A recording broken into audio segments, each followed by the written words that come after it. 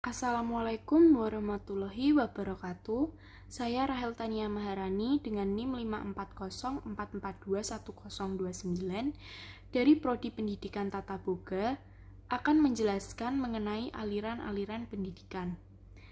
Aliran-aliran pendidikan yang akan saya bahas di sini yaitu mengenai aliran pendidikan klasik.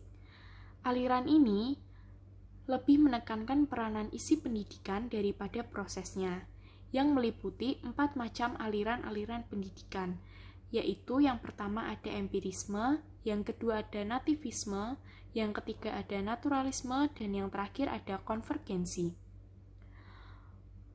Yang pertama, saya akan membahas mengenai aliran pendidikan empirisme.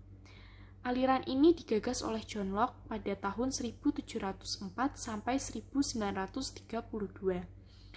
Di mana empirisme ini menganut bahwasanya perkembangan seorang individu akan ditentukan oleh pengalaman-pengalaman selama perkembangan individu tersebut, yang dimana hal ini berkaitan dengan teori tabula rasa, yaitu anak dilahirkan bagaikan kertas putih atau meja berlapis lilin yang belum ada tulisannya. Untuk implementasinya sendiri dalam dunia pendidikan, empirisme meyakini bahwa pengetahuan itu diperoleh melalui pengalaman yang dapat dirasakan dan dilihat oleh panca indera. Contohnya seperti guru ingin mengajarkan siswa mencuci tangan memakai sabun sebelum makan, sebagai bentuk perilaku hidup bersih dan sehat. Maka, di sini guru bukan hanya sekedar memberi contoh saja, melainkan juga melibatkan siswanya untuk dapat mencuci tangan dengan baik dan benar itu sendiri, agar siswa dapat lebih mengerti melalui pengalaman tersebut.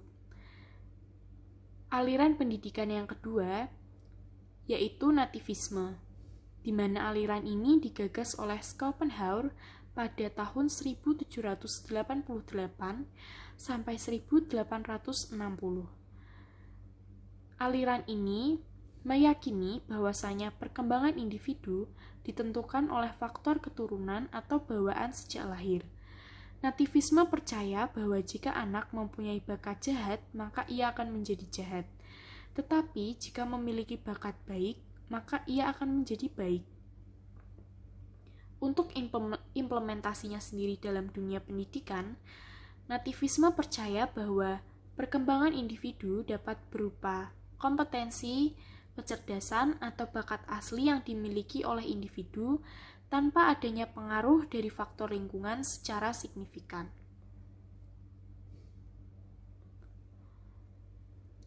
Contohnya, seperti tes penjurusan di SMA untuk mengetahui potensi dominan peserta didik. Adapun contoh lain seperti tes masuk perguruan tinggi, ataupun juga tes untuk mengukur seberapa besar IQ yang dimiliki oleh seorang anak. Yang ketiga ada aliran pendidikan naturalisme. Aliran ini meyakini bahwa semua anak yang dilahirkan pada dasarnya dalam keadaan baik. Anak menjadi rusak atau tidak baik karena campur tangan manusia. Maka dalam mendidik seorang anak, hendaknya dikembalikan kepada alam agar pembawaan yang baik tersebut tidak dirusak oleh pendidik.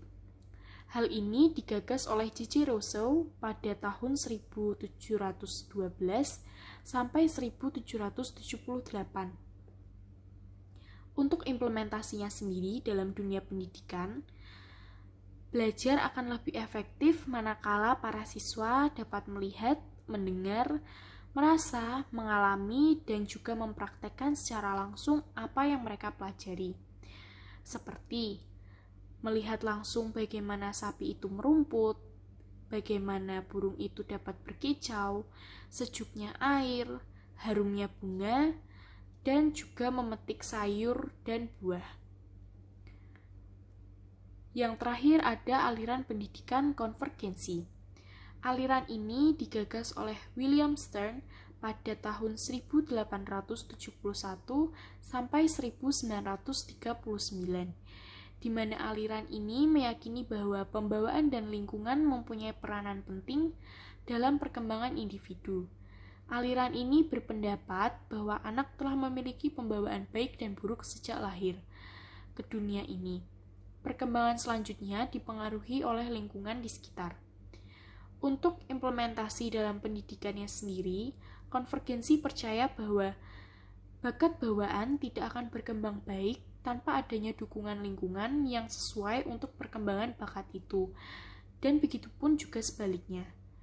Contoh dari konvergensi sendiri yaitu hakikat kemampuan anak manusia berbahasa dengan kata-kata. Tanpa kita sadari, contoh yang paling umum ini merupakan hasil dari aliran pendidikan konvergensi. Sekian materi dari aliran-aliran pendidikan yang dapat saya jelaskan. Mohon maaf apabila ada salah kata. Wassalamualaikum warahmatullahi wabarakatuh.